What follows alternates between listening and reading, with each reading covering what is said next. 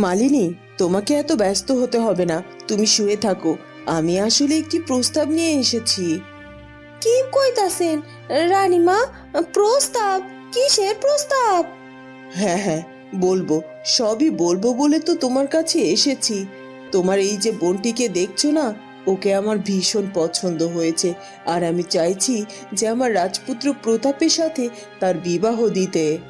রানীমার কথা শুনে ফুলকুমারী ভীষণ অবাক হয়ে যায়। এ কি? রানীমা এসব কি বলছে? রাজপুত্র প্রতাপের সাথে আমার বিবাহের কথা বলছে? কিন্তু এটা কি করে হতে পারে? আমি তো একটা সাধারণ মেয়ে, আমার সাথে কি করে রাজকুমার প্রতাপের বিবাহ হতে পারে? না না, কি করব এখন আমি? আমি তো এখন রানীমার মুখের উপর কোনো কথাও বলতে পারবো না। রানীমা, আপনি এই মেয়েটির ব্যাপারে তো সব কিছুই জানেন। ওর অতীত সম্পর্কে আমরা সেরকম কিছুই জানি না।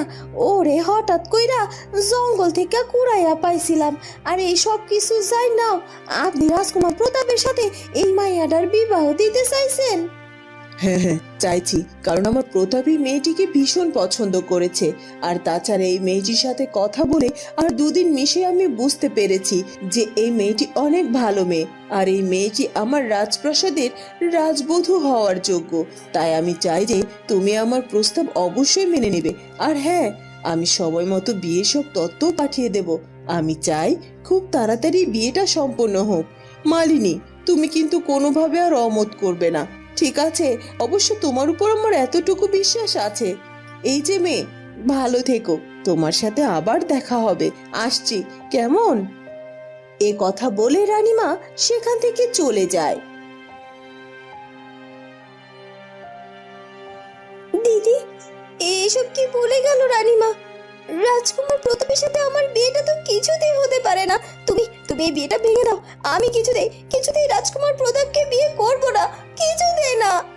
এ কথা বলে ফুলকুমারী কাঁদতে কাঁদতে সেখান থেকে চলে যায়।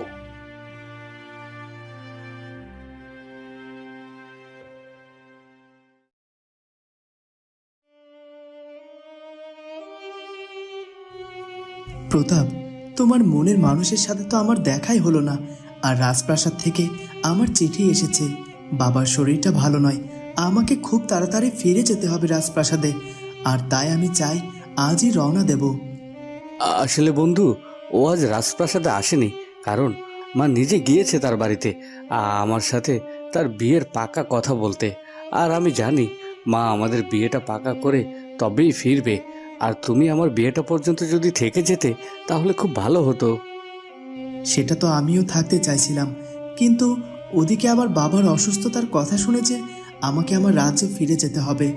হ্যাঁ, আজ না হলেও কাল সকাল সকাল আমাকে রাজপ্রাসাদে যে ফিরে যেতেই হবে। ঠিক আছে, তাহলে সেটাই হবে। ওদিকে সে সাধু বাবা পরীকে আয়না থেকে মুক্ত করার জন্য ধ্যান সাধনা করতে থাকে। এই তো এই সাধু বাবা ধ্যান শুরু করেছে। আর সাধু বাবার ধ্যান যত তাড়াতাড়ি সম্পন্ন হবে, তত তাড়াতাড়ি আমি এই বন্দিকৃত আয়না থেকে মুক্ত হতে পারবো। আমি যে আর কোনোভাবেই এই আয়নার মধ্যে বন্দি হয়ে থাকতে পারছি না। আমার যে ভীষণ কষ্ট হচ্ছে। এই আয়না থেকে মুক্তি পেলে যে আমি দম ছেড়ে বাঁচবো। আর তাছাড়া এই সাধু বাবা বলল আমি নাকি আয়না থেকে মুক্তি পেলে আমার সব শক্তি হারিয়ে ফেলবো। আমাকে মানুষের মতো জীবন যাপন করতে হবে। কিন্তু তাতে কি হয়েছে? আমি তো মুক্ত হতে পারবো। আর আমি গিয়ে আমার বোন ফুলকুমারীর পাশে দাঁড়াতে পারবো। এরপর বেশ কিছুটা সময় ধরে সাধু বাবা তার ধ্যান সাধনা করতে থাকে, কিন্তু কিছুক্ষণের মধ্যেই তার ধ্যান সাধনা ভঙ্গ হয়ে যায়। এই কি? সাধু বাবার ধ্যান সাধনা এত তাড়াতাড়ি কেন ভঙ্গ হলো? উনি তো বলেছিলেন ওনার ধ্যান সাধনা করতে বেশ কিছুদিন সময় লাগবে। এত তাড়াতাড়ি উনি ওনার ধ্যান ভঙ্গ করলেন কেন? তাহলে কি উনি ওনার ধ্যান সম্পন্ন করায় ব্যর্থ হয়েছেন? তার মানে কি আমি কখনোই বন্দি আয়না থেকে মুক্তি পাবো না? না না না, এটা কিছুতেই হতে পারে না। আর আমি যে এভাবে বন্দি হয়ে থাকতে পারছি না। বেশ খানিকটা রাত হয়ে যায়। ওদিকে ফুলকুমারী রাজকুমার প্রতাপের সাথে নিজের বিয়ের ব্যাপারটা কিছুতেই মেনে নিতে পারছিল না। না না, এটা মোটেও ঠিক হচ্ছে না। আমি কোনোভাবেই রাজকুমারকে বিয়ে করতে পারি না। আমার মনে হচ্ছে কোথাও একটা ভুল হচ্ছে। রানীমা তো মালিনী দিদিকে বলে গেল, মালিনী দিদি যেন এই বিয়ের প্রস্তাবে কোনোভাবেই অমত না করে। আর দাদা বাবু আর মালিনী দিদি দুজনেই চাইছে আমার সাথে যেন রাজপুত্র প্রতাপের বিবাহ হোক। কিন্তু আমি তো কোনোভাবে তাদের মুখের উপর নাও করতে পারছি না, কারণ তারা যে আমাকে অনেক অনুরোধ করছে। আমি তাদের অনুরোধ কি করে ফেলবো? তারা যে জঙ্গল থেকে আমাকে কুড়িয়ে এনে আমাকে আশ্রয় দিয়েছে, আর তাই তো আমি তাদের উপর বড্ড কৃতজ্ঞ। তাহলে আমি কি করে তাদের কথার অবাধ্য হতে পারি? কিন্তু যদি আমি তাদের কথা মেনে নিই তাহলে তো রাজকুমার প্রতাপের সাথে আমার বিয়েটা হয়ে যাবে। না না, এই বিয়ে তো আমি কিছুতেই করব না। আমাকে যে এই বিয়েটা ভাঙতেই হবে। আমি প্রাণ থাকতে রাজকুমার প্রতাপকে বিবাহ করতে পারবো না। আমি এক কাজ করি, আমি বরং চুপি চুপি একবার রাজপ্রাসাদে যাই। রাজপ্রাসাদে গিয়ে রাজপুত্র প্রতাপকে গিয়ে বলি যে আমি তাকে বিবাহ করতে চাই না। আমার বিশ্বাস রাজকুমার প্রতাপ নিশ্চয়ই আমার কথাটা বুঝবে আর এই বিয়েটা ভেঙে দেবে। এই কথা বলে ফুলকুমারী আর একটু দেরি না করে রাজপ্রাসাদের উদ্দেশ্যে রওনা দেয়, আর সে রাজপ্রাসাদে পৌঁছে যায়।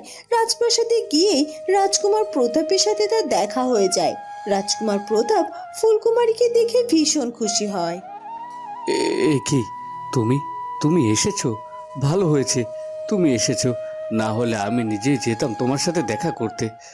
জানো, তোমাকে একদিন না দেখলে আমার দিনটা একটুও ভালো যায় না। আজ সারাটা দিন আমি তোমাকে দেখিনি, তাই তো মনটার মধ্যে বড্ড ছটফট করছিল তোমাকে দেখার জন্য। আর এখন তো আমারও মনে হচ্ছে নিশ্চয়ই আমার মতো তোমার মনের মধ্যেও একই রকম অনুভূতি হচ্ছিল, আর তাই তো তুমিও আমার সাথে দেখা করতে এসেছো। রাজকুমার প্রতাপ, আপনার সাথে আমার কিছু কথা আছে, আর তাই তো আমি এখানে এসেছি। কুমকুম, তোমার মনের কথা আমাকে জানাতে এসেছো, তাই তো? কিন্তু আমি যে আগে থেকেই তোমার মনের সব কথা বুঝতে পেরেছি। তারপর যেহেতু তুমি তোমার মনের কথা আমাকে বলতে চাও, তাহলে বলো, আমি তোমার মনের কথা তোমার মুখ থেকে শুনতে চাই কুমকুম। রাজকুমার, আপনি ভুল করছেন। আসলে আমি... তখনই রাজকুমার চন্দ্র সেখানে এসে হাজির হয়। বন্ধু, তুমি এখনো তোমার কক্ষে দাঁড়িয়ে আছো। তুমি একটু আগে আমাকে তাড়া দিচ্ছিলে আর বললে তাড়াতাড়ি নাকি তোমার মনের মানুষের বাড়িতে যাবে। তা এখনো তো তুমি তোমার কক্ষেই দাঁড়িয়ে আছো। রাজকুমার চন্দ্রকুমারের কথা শুনে ফুলকুমারী তার দিকে ঘুরে তাকায়, আর রাজকুমার চন্দ্র ফুলকুমারীর দিকে তাকিয়ে একেবারেই অবাক হয়ে যায়, কারণ তার নিজের স্ত্রী স্বয়ং ফুলকুমারী তার চোখের সামনে দাঁড়িয়ে আছে। সে কিছুতেই যেন তার নিজের চোখকে বিশ্বাস করতে পারছিল না। এ কি দেখছি আমি? এ তো আমার ফুলকুমারী। আমি তো নিজের চোখেও বিশ্বাস করতে পারছি না। আমি যাকে এতদিন খুঁজেছি সে কিনা এখন আমার চোখের সামনে দাঁড়িয়ে আছে। অবশেষে আমি আমার ফুলকুমারীকে খুঁজে পেয়ে গেছি। বন্ধুরা, কি হতে চলেছে এরপর সেটা জানবো আমরা ফুলকুমারী গল্পের পরবর্তী পর্বে। আর আমাদের আজকের পর্বটি ভালো লাগলে অবশ্যই আমাদের চ্যানেলটিকে সাবস্ক্রাইব করে দিও। দেখা হবে পরের পর্বে। ধন্যবাদ।